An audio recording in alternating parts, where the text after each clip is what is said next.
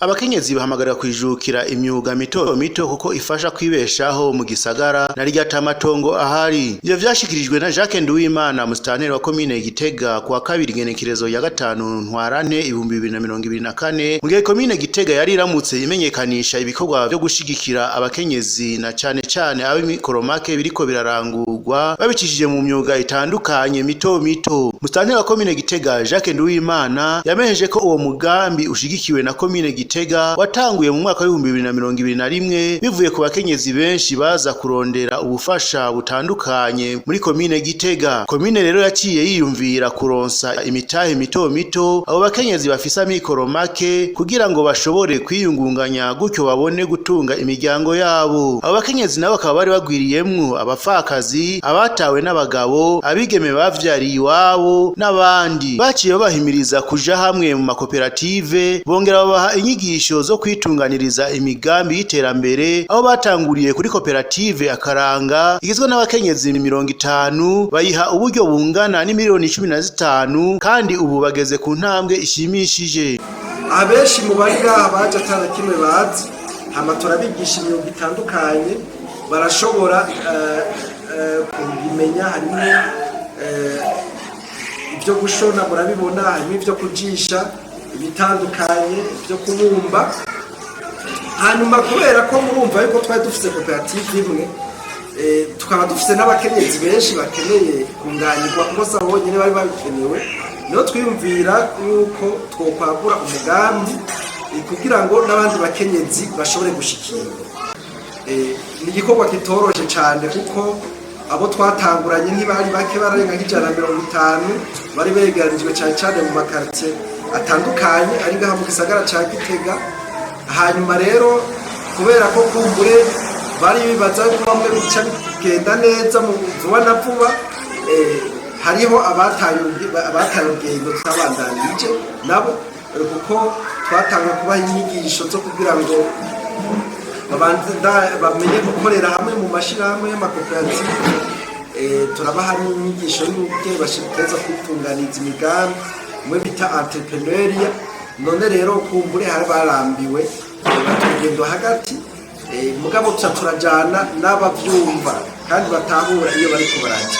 Musitanteri yavuze kandi ko uwo mugambi washishikaye kwagurwa gushika ku makoperative 6 aho komine yaciye isaba ubufasha ku basanzwe babashigikira mu iterambere. Aha twovuga nk'ishirahamwe mpuzamakungu ry'abarongoye ibisagara bivuga ururimi rw'igifaransa IMF riko rirabashigikira kubaka ikigo c'abakenyezi. Abo bakenyezi bahurikiye muri abo makoperative bakora imyuga yo gushona, kudesa, kubumba inkono mu buryo bwa kijambere, kudesa amashuka hamwe n'ibindi. Jacques Nduwimana yamenyesheje ko uwo mugambi ushigikiwe na IMF ufise amahangiro 3 ariyo kwegeranya abakenyezi mu makoperative kugira ngo bigishwe imyuga itandukanye, gukarihiriza ubwenge abakenyezi muri rusangi aho baronka inyigisho zirondoka rijanye n'amagara meza, inyigisho zijanye no kwiyungunganya, kubafasha gushora ivyo bahinguye, harimo no kubaka ico kigo c'iterambere ndetse kikaba kiza cyaratanguye kubakwa. Ikindi naco ngo barategekanya kubaka utuzu tw'idandarizo tw'ivyo abo bakenyezi bazoba bahinguye kugira ngo babidandaze vyoroshe.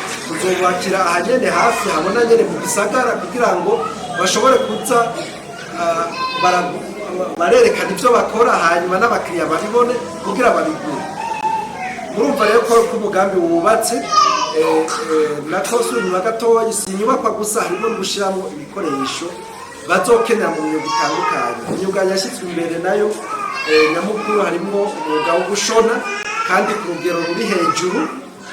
Hazoba harimo kandi umwuga wo guhingura ibi bakoresha amaboko. Murabona hari abajisha imikeka iteye imbere, hari abajisha ibisimbo, inkoko, hariho abazoshona ibirato, hari abazobumba mugabo bumbe kijambere bigezweho bishobora guhurumbirwa n'ibindi.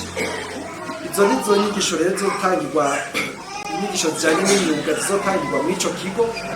Mbere zaratangwe ntituzorinda ko inyubako zihera kuko tugomba yuko muri uku kwezi nyene dutangura n'amakoperative mashasha n'atari bwige mbere n'abamaze kwiga kugira nabo tubadumirize ubumenyi kubera ko hari ibindi bikoresho twe turaronka. Jacques Nduwimana yahamagariye abo bakenyezi kumva ko ico kigo c'iterambere cabagenewe kigiye gutangura aho Igitega ari iciwabo, ngo nta numwe rero yokwikumira kuko cakira abakenyezi bose atagucagura.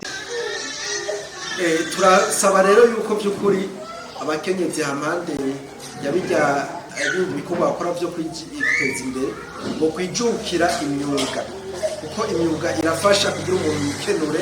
Nanarya aha mubona turi muri komine irimo igice kinini cy'Igisagara, aho abantu usanga amatongo yaramaze kwaga badashobora bose kuronka aho barima hakwiye kugira bagwize umwimbu ku rugero rushimishije.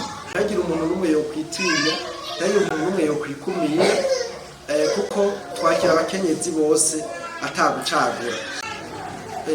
Tukaja tubona yuko iyi myuga iza isahiriza, kuko ibyo bahingura bihirumbirwa n'ingenzi ziza zigendera Gisagara n'ababagaha mu Gisagara. Ikindi yahamagariye abo bakenyezi kwijukira imyuga kuko ifasha cane umuntu kwikenura. Yarahamagariye kandi abenegihugu nabo guhurumbira no guha agaciro ivyahinguriwe aho iwacu mu Burundi kugira ngo bashobore kubateza imbere, boye guhurumbira ibivuye hanze y'igihugu. Dusabe abanyagisagara baba muri komine yose mbe n'abahagendera guhurumbira bino bihingurwa twikorera ngaho iwacu, kuko urasanga tutagomba kwambara impuzu z'iwacu dukorera ngaho, kandi n'impuzu nziza cyane. Urasanga umuntu ariko arahurumbira icyakorewe mu bihugu bibanyi nko muri za Tanzania, Kenya, ugasanga nibyo tubona ko ari byiza, ariko icyakozwe n'u Burundi tugatangura kucidura. Aho rero by'ukuri kugira dushikirane duterane intege, ni byiza ko duhurumbira kandi tugaha agaciro ibyahinguriwe ngaho iwacu.